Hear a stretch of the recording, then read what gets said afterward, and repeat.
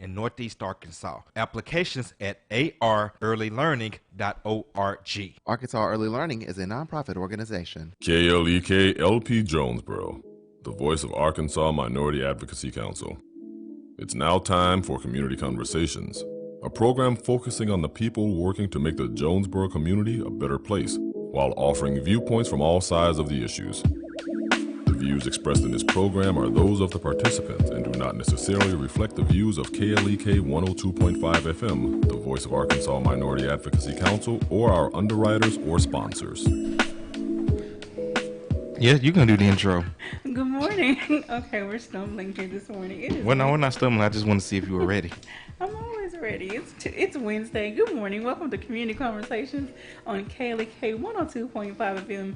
You never know what's going to happen live. This is your co-host for today, Quabila Hart, along with Mr. Leganzi Kale and Ms. Micah Simone. Good morning. And our very special guest, Dr. Bill Smith from Arkansas State University. Good morning. Good morning. And we were supposed to have Mr. Tom Moore here, but unfortunately he had family issue that he had to deal with. So our thoughts and prayers are with Mr. Tom today. But Mr. Bill still came through. So today we're going to talk about all things bicycles. Which is an issue that Dr. Smith is very passionate about. When he was here before, and I'm sorry, I can't remember the time. I know it was before Christmas, so last year sometimes, you talked about a survey that was taking place at that time, how Arkansas State was adopting a more bicycle-friendly campus and just some other things going on around the city.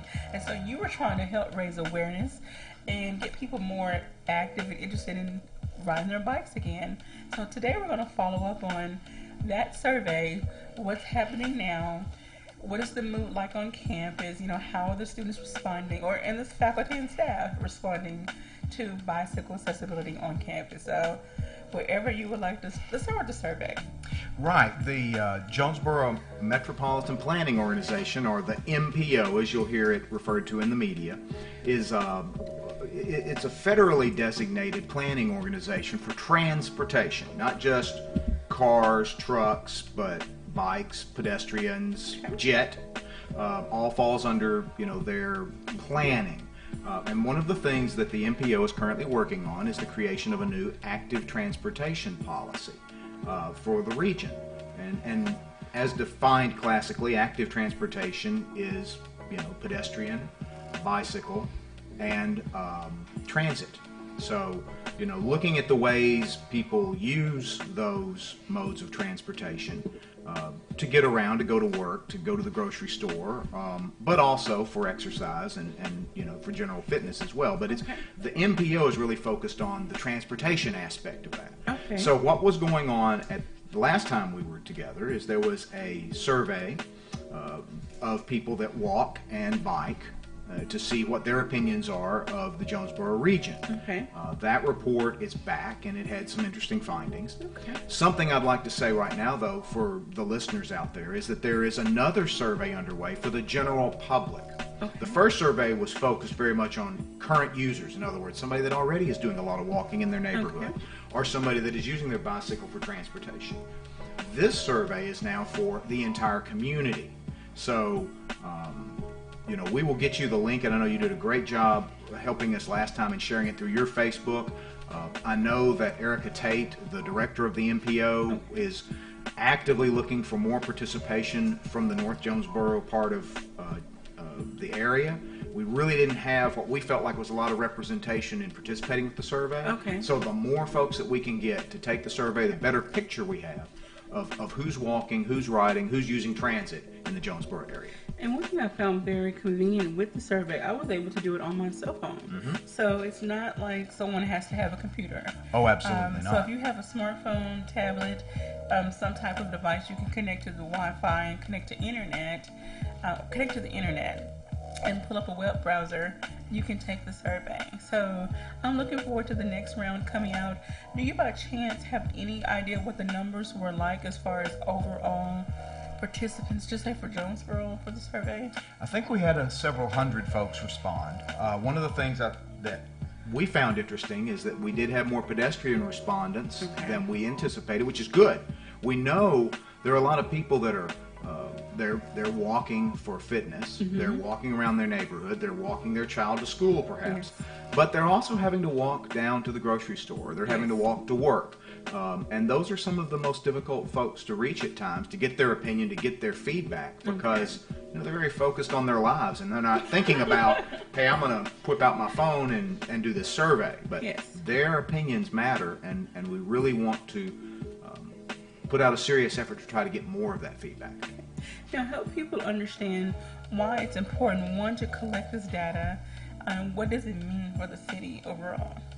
You know, one of the things that comes out in the census is the number of cars owned in a household. Okay. And one thing that we feel indicates that there is more active transportation participants in our area than people think is when you look at the number of households that have no car and the number of households that have one car. Okay. Now, if you think about it, if there's one car in the household and you've got to go to work Is someone else? 7 miles away, but the other occupant in the household, maybe their job is 2 miles away, who's taking the car? The 7 miles. Correct. And then the person that's got a 2-mile commute, they're using a bicycle, they're walking, they're using jet. And so we see a fairly large number for a city of our size that are using those types of transportation. You know, there has been a lot of talk, different people making either comments on our page or just making comments in general, Facebook, other social media outlets. You know, they would love to see some I don't want to say improvements, some changes to JET system, either extension of hours in the day, per day, or extension of days, meaning the weekends. And taking these surveys can help possibly with that. Absolutely. Once these researchers collect this data, analyze it, lay it out on these nice charts and graphs, they can see maybe where a need is in an area that's not as easily accessible via walking or bicycling. Okay, well, maybe we need to amp up bus service here just because of, or people would like to bike or walk here, but because of the roads and whatever other conditions. So these surveys are very important when it comes to, like you said, the planning of the city, where residential versus commercial property is going to be zoned. Tune in to Community Conversations on KLEK 102.5 FM with our guest, Dr. Bill Smith. We got a few Facebook shout-outs. Shout out to Dr. Sharice Jones Branch, who says good morning. Shout out to Fert Keith III and David Nunez. And of course, if you have a question or a comment for Dr. Smith, you can give us a call at 870-277-1080. Once again, that phone number is 870-277-1080. Or you can leave your questions or your comments on our Facebook live stream. All right, so when do you foresee the next round of surveys being available? The first survey is being compiled right now by the MPO staff. So that survey closed, and the current survey is open, I believe, until the middle of the summer. Oh, so the one that's for the general public is ongoing right now. That's why I need to get you that link for sure. Yes, please. We would need to get as many people to take the survey as possible. One way to possibly get more participation, if we can focus on different civic organizations that already have a cluster of people that come together. Okay, while you're in your meeting or while you're doing whatever, it really takes less than 5 minutes to do the survey, unless you want to write in some extra details. Well, I remember the last time Dr. Smith was here, I was actually filling out the survey during the show. Well, and there's another thing that will be coming. Part of the Active Transportation Subcommittee task is to create a plan. Well, that plan will need public input. I mean, that's part of the process, and I know the folks at Jonesboro's city government take that seriously, and there will be opportunities for public feedback on this plan once it's completed during the summer. So, as you said, there are going to be community groups that the MPO folks will be reaching out to and saying, hey, can you give us a little of your time? Can you come to this meeting and voice your opinion about the plan? It will be very important for folks to turn out to those when they get announced later this summer. Wonderful. And then I'm looking at this from a different perspective. As a parent, even though my child is older, I live on a street with a lot of young children that are riding bikes. Well, some of those children ride bikes to the parks or to the store or other places in the neighborhood that would take too long to walk to. Taking these surveys and being an active participant in what happens within your city is also beneficial for the children. And while you're at that, I wanted to ask Dr. Smith this question. Are children encouraged to take the survey as well, since Quabila brought up that kids ride bicycles? No, and in part I think it's because of, you get into sort of issues with minors participating in surveys and parental permission and so forth. So I don't think they're looking for children to participate, but that means the parents. And one of the questions in there is, how many people in your household walk? How many people in your household ride a bike? And what are their ages? So you're able to give feedback on your children that way. Okay, that's wonderful. All right, so be on the lookout on the KLEK Facebook, Instagram page, or Twitter for the link to the next survey that is available. And we would love to see as many people participate as possible. If you need help with the survey, just reach out to one of us here at the studio. I'm putting myself out there. I'll be happy to help you if you need help filling out the survey. And we have some other wonderful volunteers that don't mind, helping other people over the phone or walking through on the computer. Like Micah. Of course, we can fill it out together. Alrighty. So Micah, do you have any thoughts on what we talked about so far? I'd like to put you on the spot. I mostly enjoy what you spoke about with the bikes being on campus. I think that's very resourceful, only because some people, they have to travel from their dorm to get all the way across campus, and that bike would help them probably be on time or 5 minutes early. You hit the nail on the head. One of the things that I've tried to talk to students about is, now that we don't have a campus that's cut through with cars, Yes. I know there's lots of folks in the community can remember when Caraway ran through campus, when Aggie I'm one ran of through them. campus. But now, you've got a lot of our housing in pockets. And they're more spread out than when I was in school. That's right. But the quickest and most efficient way to get from, like, if you're living in the village or you're living over in Red Wolf apartments on that side of campus, hop on a bike, hop on the packed paths that are built in those old road spaces. The campus has kind of been designed for it. If you think about it, a lot of those multi-use paths are right where the old roads used to be, and there's a reason. Twofold. One, it helps everybody get around campus. Also, it helps us get emergency vehicles through campus. If there was a medical emergency or, heaven forbid, a fire, that's how those vehicles will get through campus on the same multi-use paths that we're, promoting folks to ride their bike. But you really touched on it there. If you want to save yourself some time, don't worry about trying to, well, number one, good luck moving your car from one side of the campus to the other. Let's just be honest about that. We know how that parking is. Yeah. But that's a great way to get around campus. And good exercise in the morning, too. It motivates you, without even being motivated. I got to get to class, and I just got cardio. Okay. Yeah. I like that perspective. Getting to class on. I'm sure the professor will appreciate students getting to class on time. Okay, so last time you were here, you talked about the paths are marked more clearly, where people can safely ride their bikes on campus. And are there more bike racks going up around campus? We've had a few more added around humanities where we've really seen a lot of folks riding in. There's that building that has a lot of classes, and it's in the center of campus. So we know we need more racks there because folks are racking up on the handicap railings. Oh, no. Which, that's a bit of a problem, because if someone that is mobility challenged is coming along and then your bike's on the rack, that normally they might be reaching for assistance, that's not cool. Let's just cut to the chase. So we know we have that issue there. One of the expansions that folks can watch for now, though, is with University Loop Extension, or as we've jokingly called it, the Fryway, opening up. You might look to the inside, to the north side of the road, and you'll see there's like a grade there being placed. That's for a multi-use path for bicycles and pedestrians that will parallel the new road from Aggie all the way underneath the Marion Berry Parkway and connect over to the large parking lot behind the library and Hypus and near media and Communication. education. Yeah. So that's stage one of a plan to really make an east-west on the south side of campus way for bikes and pedestrians to move outside of the road. So I mean it's called a cycle track technically when you separate this two-way bike road essentially next to the regular road.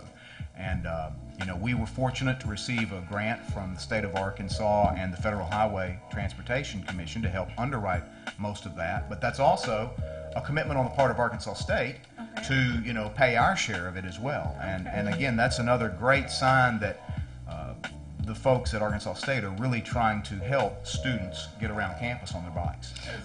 Would there be other amenities added to that, such as how we have the app and how we can park and things of that nature? Is there any way for us to possibly in the future track our bikes? Because my concern is somebody taking my bike. Yeah, and that's a good point. One thing you can do is register. You're not required to register your bike like you would a moped, a motorcycle, or a car on campus, but you can register your bike with University Police, get your serial number down, a description, and heaven forbid your bicycle disappears. That's going to be your first piece of evidence in helping recover it. It's not going to prevent your bike from being taken by somebody that's determined, but if that bike gets discovered, and unfortunately I've known friends that they think their bike's been found and they go to whomever the judicial authority is, whether it's the city police or a university police or a sheriff, and what's your bike? Well, it's blue. Well, it's a blue Trek. Okay. What model is it? Well, how can you prove it's yours? If you have your serial number and the police, because you've registered with University Police, have your serial number, then you have a better chance of recovering your bicycle. Definitely. So I would encourage, again, on the University Police homepage, there's a link there for, and it says register your possessions. So it's for you want to register your Xbox, get that serial number down in case, heaven forbid, it were to disappear. You have that better chance of recovering your stuff if you registered it. Okay. Once again, we're speaking with Dr. Bill Smith on bicycles, and of course, we kind of went off a little bit, but very useful information. We have a couple more Facebook shout-outs. We have Ramy Cryer, Driel Nobrega. So appreciate you all for checking in on our Facebook live stream. Well, thank you all. We would love to hear some feedback from the community as well. How do you feel about, bicycle accessibility on campus and within the city? Again, we would like to encourage you, once that we get the link, take the survey, provide your feedback. This helps the city as a whole plan on where to put what and how it benefits the residents that live here and utilize the services. It does. There is one thing, when you speak of the community and cyclists, that I want to remind everybody of. It's an unfortunate thing. We're coming up on the 1-year anniversary of Jason McDonald's tragic death in North Jonesboro, out on KIT Road when he was run over. There will be a memorial ride in Jason's honor coming up on June the 10th. Wow. So we had what's called the Ride of Silence last year to salute and remember him. But if folks are looking for more details on that, they can reach out to Gearhead, who's helping organize it. It's on their Facebook page. It's been shared by a lot of the other bicycle groups in town. But on that Saturday morning, we will ride to remember Jason. Speaking of tragedies, we were talking about pedestrians. Just yesterday, there was a story. A 13-year-old was hit in Jonesboro by a car, and unfortunately the car drove off. It was considered a hit and run. This child is now in Memphis. Don't know the status of their condition at the moment, but if they had to be taken from Jonesboro to Memphis, it's critical. Unfortunately, thanks to JPD, the person has been, apprehended. They're not releasing any information right now, but again, taking these surveys and getting more actively involved in where you live, being mindful and watching out for pedestrians and bicycles. We talked about this before when you were here. motorists watching out for other individuals, and then the individuals that are riding and walking also taking responsibility on where they are, which direction. We can't stress enough. We can't stress safety enough, and that's one thing I want to get into in the next segment: safety concerning bicyclists and pedestrians and people who drive motor vehicles. So you're tuned in to Community Conversations on KLEK 102.5 FM, and we're speaking with Dr. Mike Smith from Arkansas State University. Mike. Oh my God. Dr. Bill Smith, I am so sorry. Mike Smith does the car seat, so I am so sorry. Well, it's all about safety. It's all about safety. Please forgive me, Dr. Bill Smith. Okay. We good. Okay, we're going to go to break, so please stay tuned. Do not go anywhere, and we'll be right back after these announcements.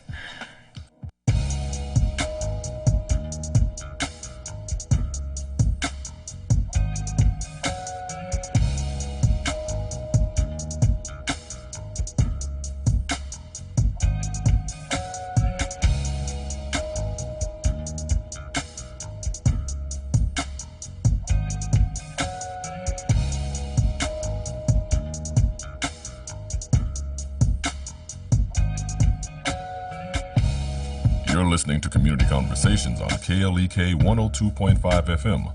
We'll be right back.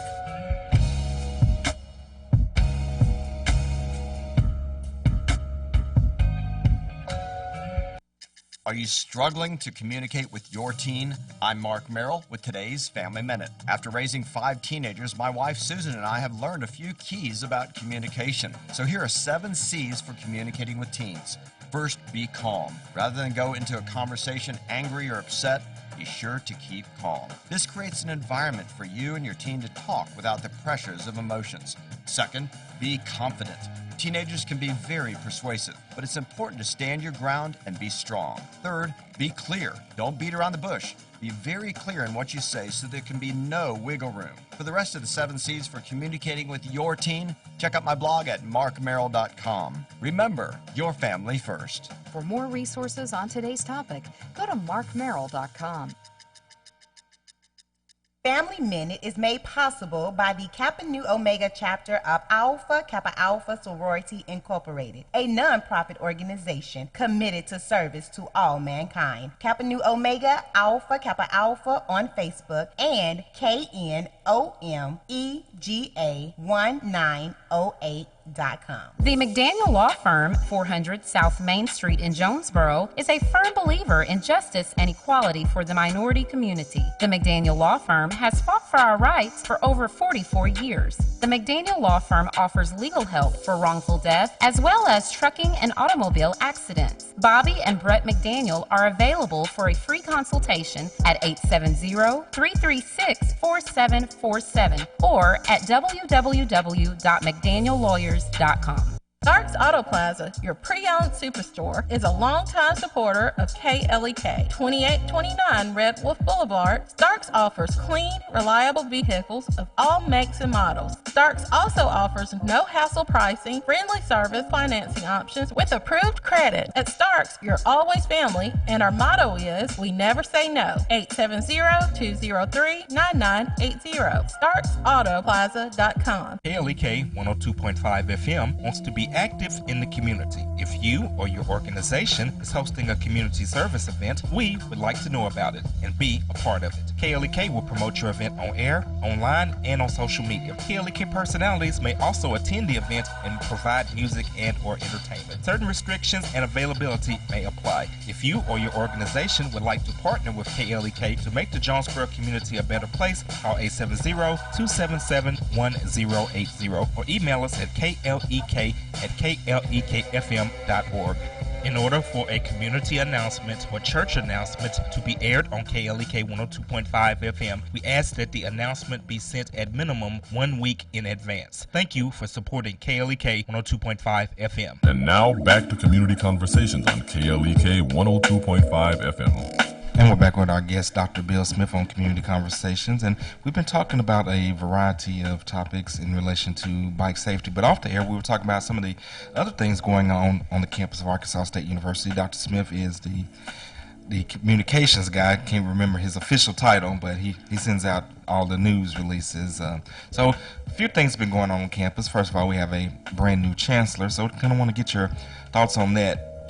Dr. Kelly Danfus and his wife Beth will be joining us on the 1st of July.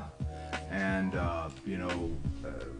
I would tell you that I think the campus is very excited about Dr. Danfus joining us. If you've not been able to keep up, Doug Whitlock, our current chancellor, was interim, and the hope was he'd be here 1 year, and we'd spend that year looking for the new long-term chancellor. And 3 folks came on campus and participated in the finalist interviews, and Dr. Danfus really stood out. The Chancellor Search Advisory Committee, which was made up of faculty, staff, students, and alumni that assisted the system president, Charles Welch, with the selection, they voted 20-0 in favor of inviting Dr. Danfus. And as Dr. Welch said during the introduction, he says he's been a part of a lot of these things, and he hadn't seen a unanimous decision like that before on a selection for one of the Arkansas State University system campuses. So, he's a very engaging individual. He comes to us from the University of Oklahoma, where he's been the Dean of Arts and Sciences. So to sort of put it in Arkansas State perspective, it would be as if you had taken the newly combined College of Liberal Arts and Communications, combined it with the College of Science and Math and Sciences together into one unit.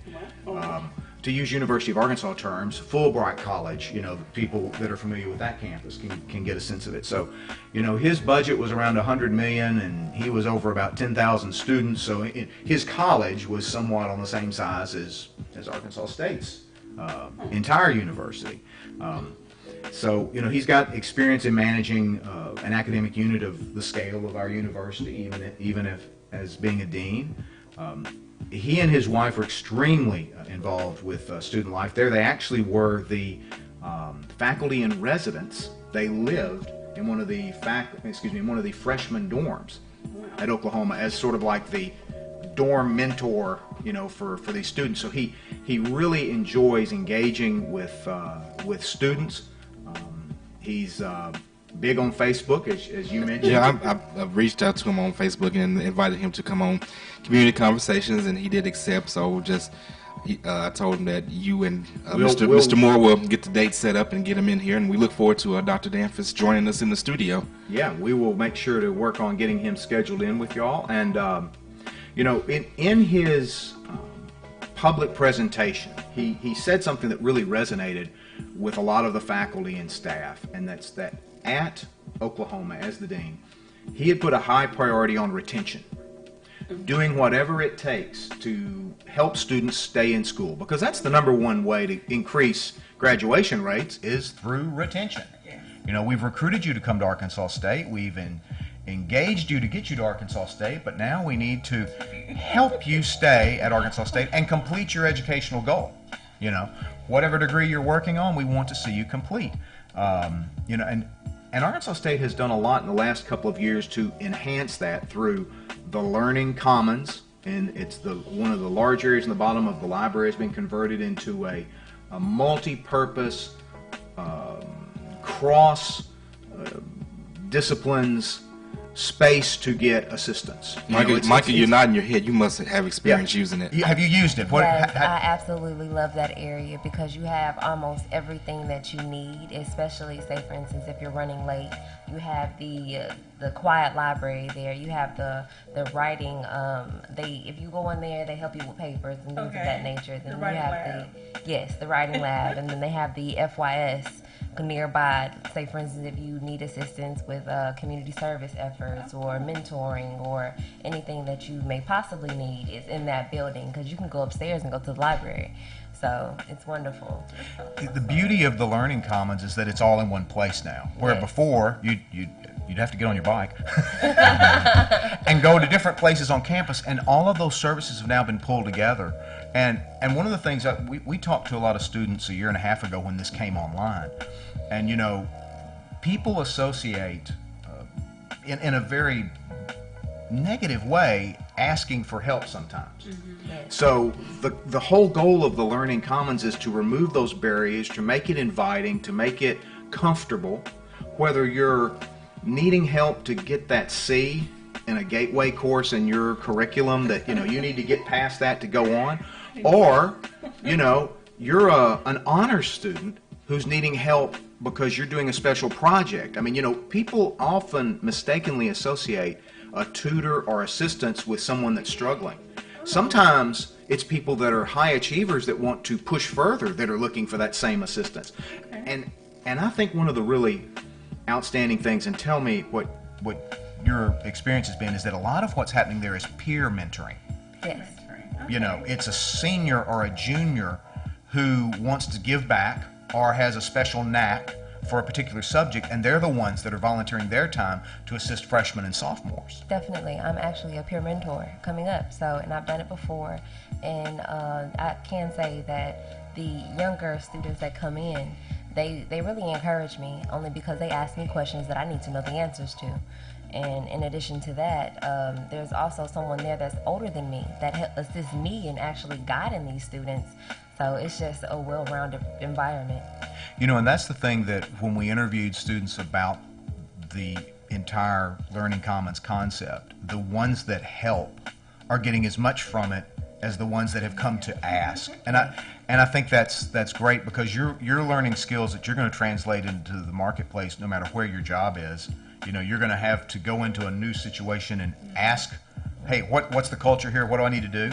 And after you've been at that employer for a while, then you're going to be the one that passes that knowledge down to the new. I mean, you're learning a very, very intentional thing. Yeah. This one, I can really appreciate how Arkansas State University has evolved since my time on campus back in the early 90s, well, mid-90s. Not to say these services were not available then, I just didn't take full advantage of what was available.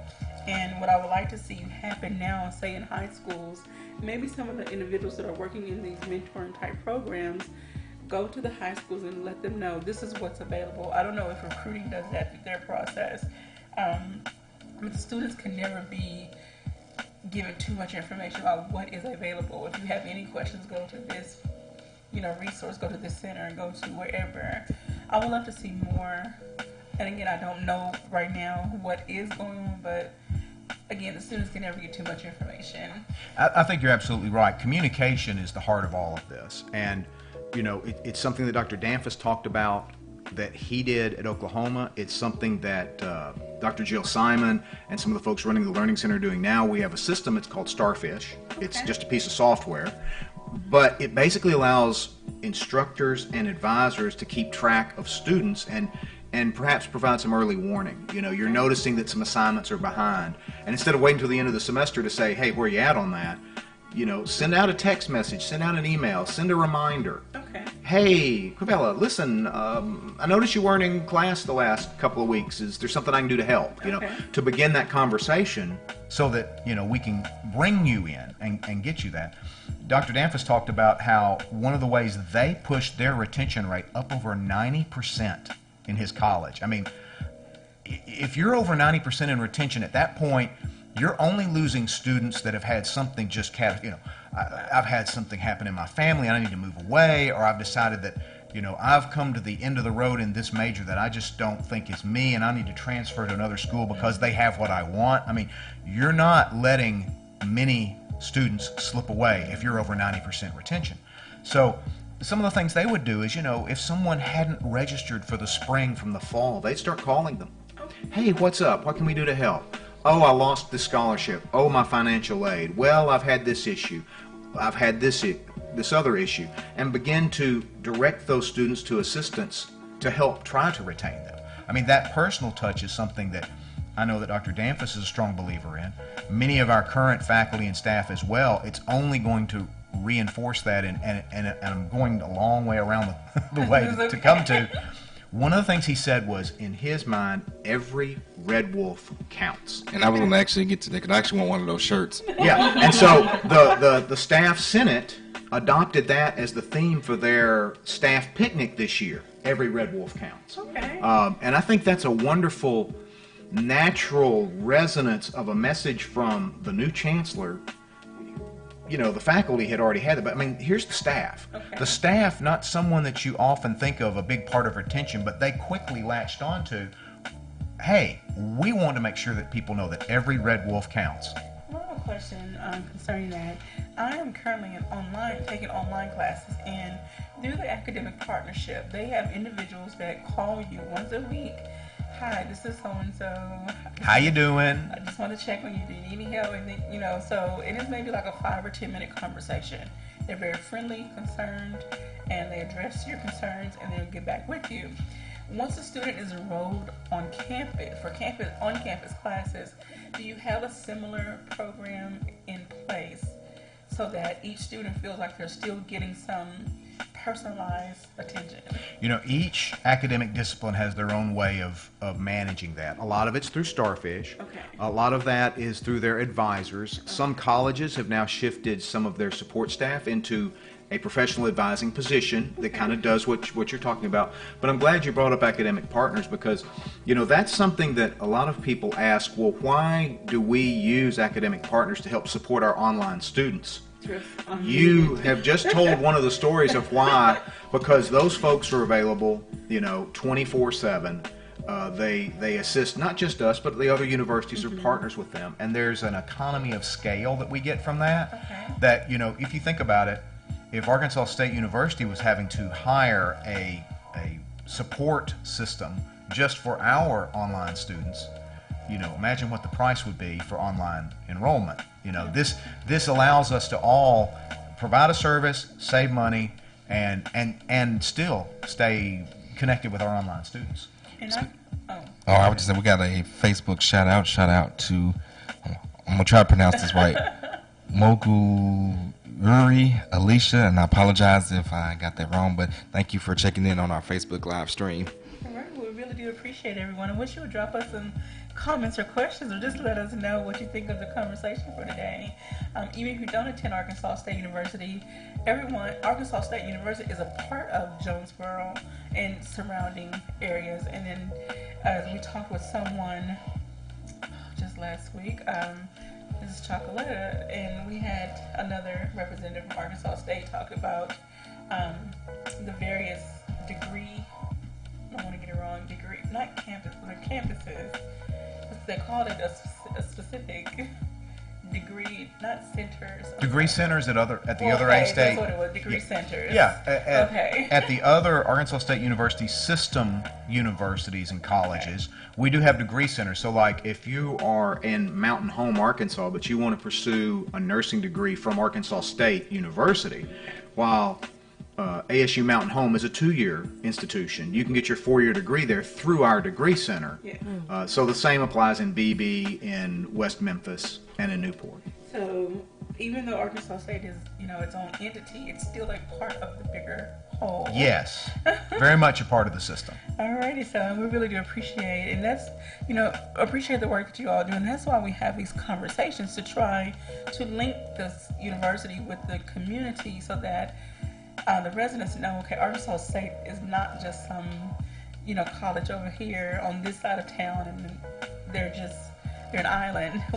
They represent the whole city, and everyone is invited to engage in any activities that are going on campus. Even though it's on campus, it's not quote unquote a strictly Arkansas State. Well, I'll give you a great activity. I'll give you a great example. Every Friday evening at 5:30, unless the weather's bad, we have what we call Red Wolves Roll, and it's a campus bike ride that's, to use the biking term, it's club pace. In other words, if you come out and you can only manage a 9 mile an hour or 10 mile an hour pace, we're going to go that pace. And it's social, and it's showing people how to ride on campus. If you want to come back on the weekend and ride on your own on campus, here's where the paths are and here's the way you go.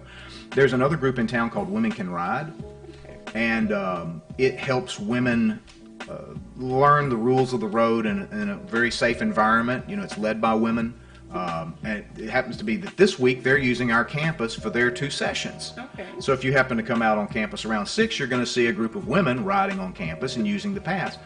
I say all this to come back to, You know, if you're in our corner of the city and you're looking for a safe place to take your kid to ride that's, you know, off the roads, the packed paths are there. If you're looking to walk, if you're looking to jog, you know, the campus is open for you. I like to tell people we're the nicest, largest state park in Jonesboro that nobody realizes is there. Okay. That's a good way to put it. Speaking with Dr. Bill Smith of Arkansas State University, and something else that is new on campus that'll be opening this fall are some new apartments. We have the Circle and Pack Place. Yeah, the Circle is behind the Military Science Building on Aggie, and there are 4 buildings there. They are individually named for the 4 African American administrators or professors that broke the color line at Arkansas State in the early 70s. So we're extremely proud of that. We believe it is the only student housing in the state of Arkansas named to honor African American staff or professors. And collectively, we call it the Circle because those 4 families lived kind of in that same footprint in the old faculty housing and made their community among themselves that they called themselves the Circle.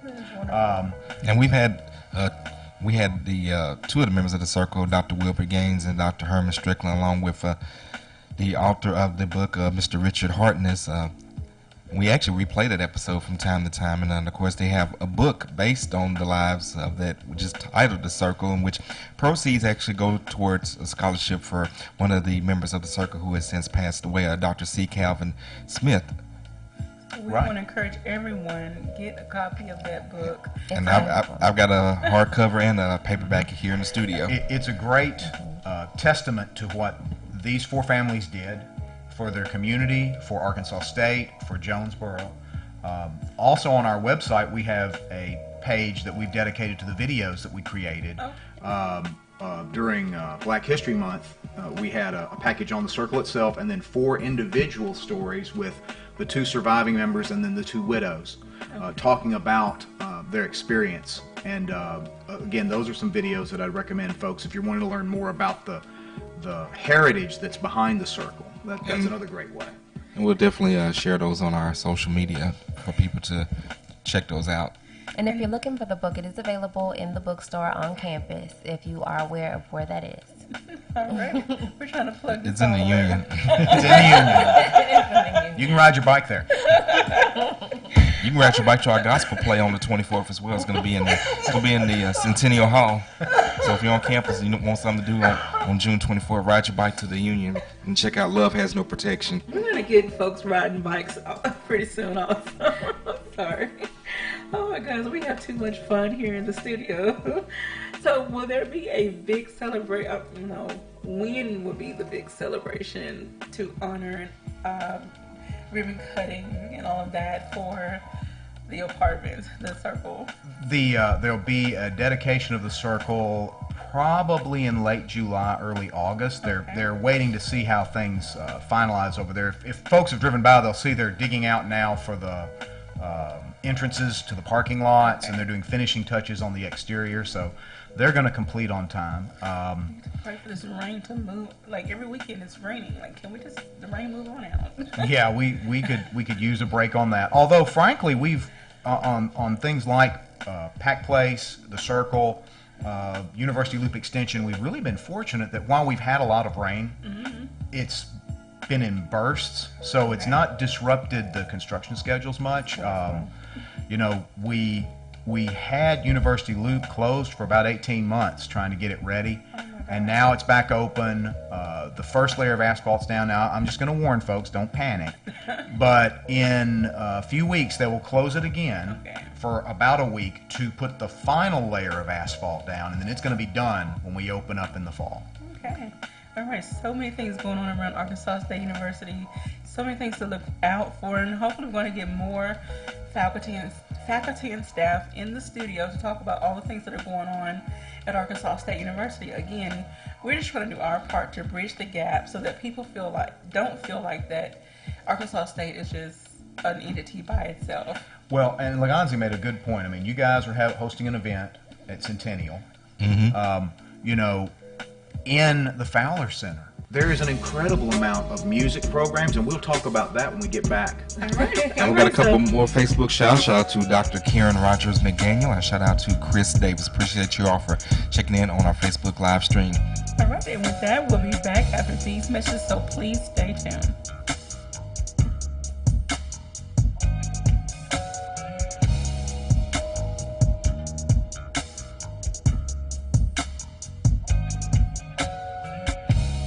You're listening to Community Conversations on KLEK 102.5 FM. We'll be right back.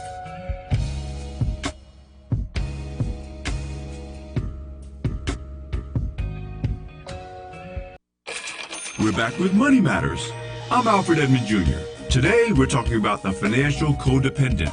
If this is you, you are clueless about your finances. If there is a budget, someone else, a parent, a sibling, a romantic partner or spouse, handles everything, including paying bills. Financial codependents often go well into adulthood without ever paying their own bills, or even having a realistic perception of the cost of living. The dangers here are obvious. 1, being dependent on others leaves one open to being controlled and even neglected and abused by others. Worse, codependents are often devastated when hit with divorce, death, or other circumstances that takes away the person they blindly depended on. If this is you, it's time to grow up and take control of your finances. Balance your own checkbook, get credit in your own name, and pay your own bills. Plan your own financial future. I'm Alfred Edmond Jr. for Money Matters, a product of American Urban Radio Networks. Money Matters is made possible by the Jonesboro Alumni Chapter of Delta Sigma Theta Sorority Incorporated, a nonprofit organization dedicated to uncompromising commitment to communities, service, leadership, and power. www.bancorpsouth.com or 870-972-9800. Arkansas Early Learning prepares children up to 5 years old for kindergarten by offering a secure learning environment, qualified teachers at several locations in Northeast Arkansas at no cost. Applications are available at arearlylearning.org. Arkansas Early Learning is a nonprofit organization. When a woman gives her all to a boyfriend, she is hopeful about the future. Marriage was in her future plans until she received some shocking news. Now with her dreams shattered and life altered, she has to pick up the pieces and move forward. It was in this experience that she realized that love has no protection. KLEK 102.5 and Massey Production presents the inspirational gospel stage play, Love Has No Protection, a story that will inspire you, renew, and reaffirm your faith. Featuring performers from all over Arkansas, Texas, and Louisiana, 7 p.m. Saturday, June 24th at the Arkansas State University Student Union. Tickets are $10 in advance, $15 at the door, and can be purchased at KLEK, Cool Cuts, and online at www.klekfm.org or by calling 870-277-1080. Bring the entire family Saturday, June 24th to the Arkansas State University Student Union to see Love Has No Protection, the inspirational gospel stage play, 7 p.m. This event is a KLEK fundraiser. Just added a special 3 o'clock p.m. matinee show. That's right, now it's going to be 2 shows, 3 o'clock p.m. and 7 o'clock p.m. The hit gospel stage play, Love Has No Protection, coming to the ASU Student Union Centennial Hall, June 24th. Don't miss it. Do you like the music you hear on KLEK 102.5 FM? Do you like the educational programming that we provide? Do you like the service we provide to the community? Do you like having a station to finally call your own that represents you?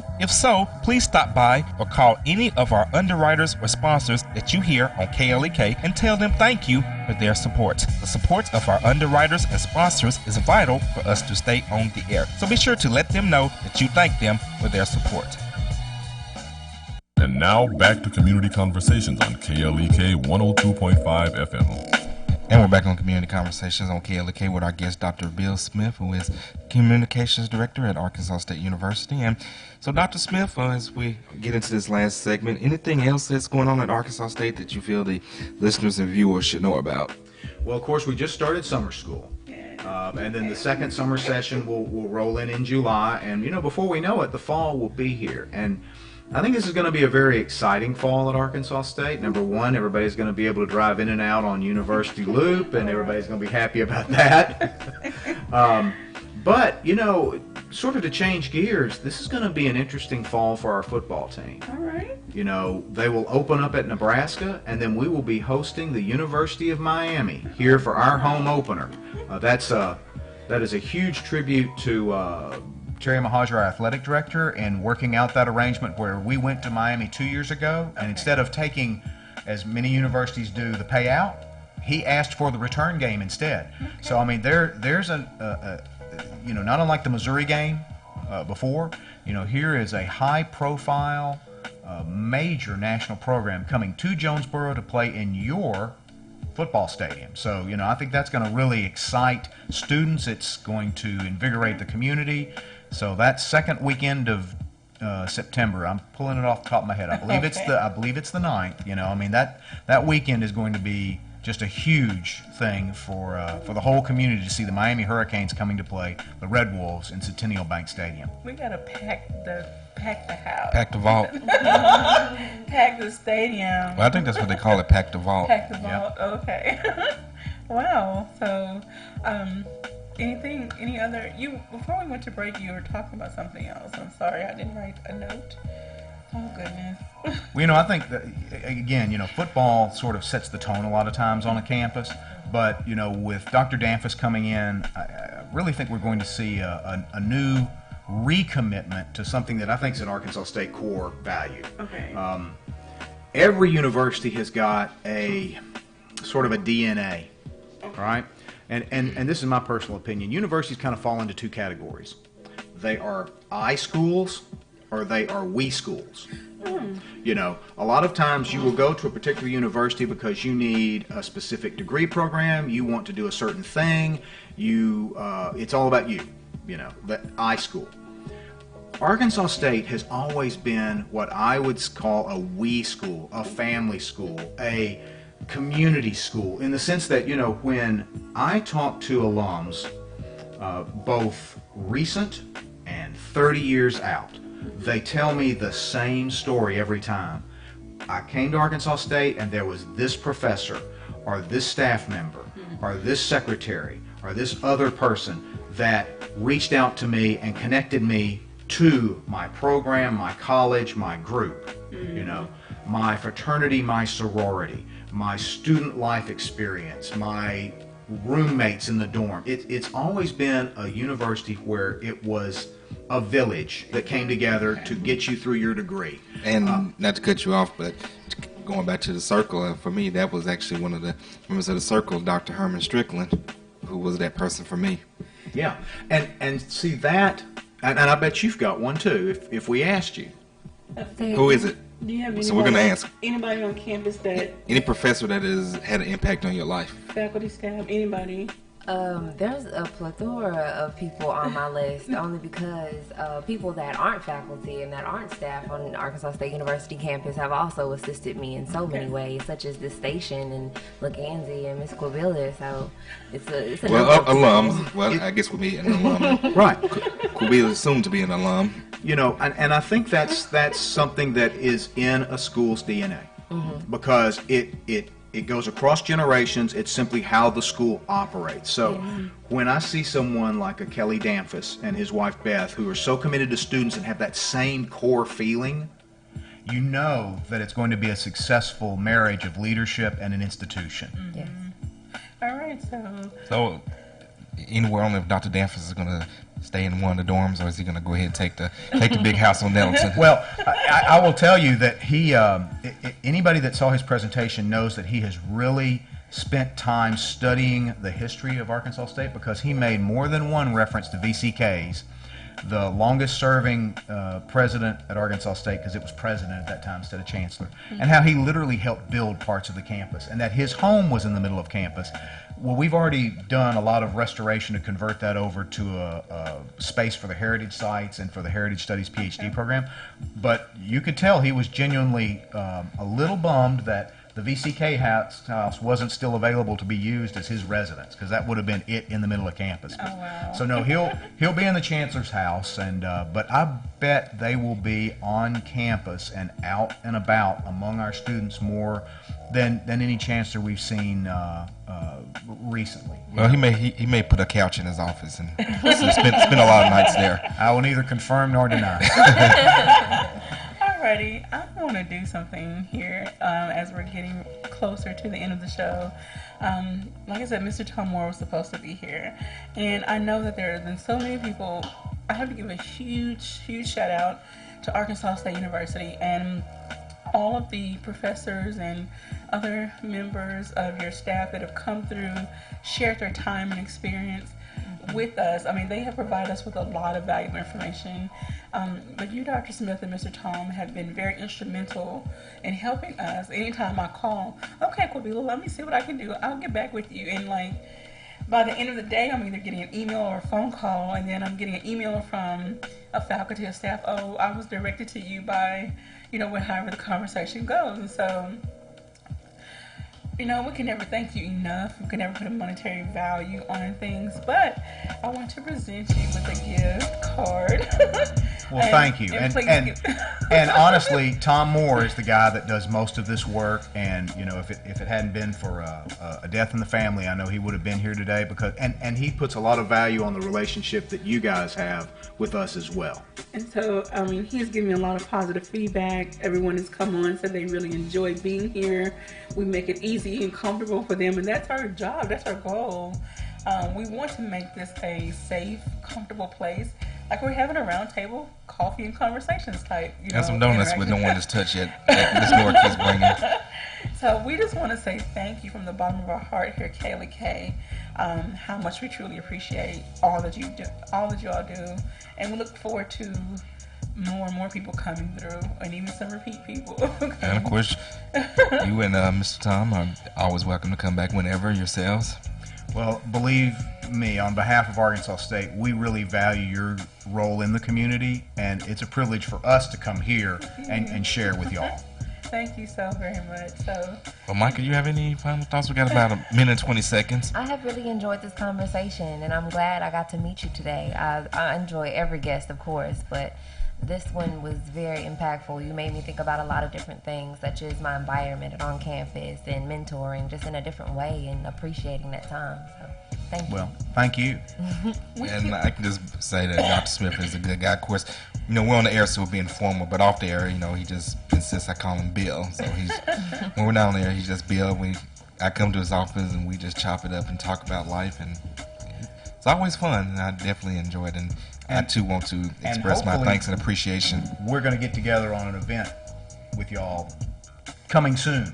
We'll just say that. We would like to have one of your professional videos done around. Yeah, a promo video would be nice. If anyone has ever seen any Arkansas State video, they are nice. So we would love to have one of those videos done. All right, so thank everyone for listening and watching on our Facebook live stream. Thank you for tuning into Community Make sure we don't have any Conversation. more Facebook shouts before we You better check. K-Damp may have shouted out to you. Oh, well, no, I don't see him on here, but Dr. Damphus, if you are listening or watching, thank you, and look forward to having you in the studio. You guys have a great and blessed day. This is KLEK. Thank you for listening to Community Conversations on KLEK 102.5 FM.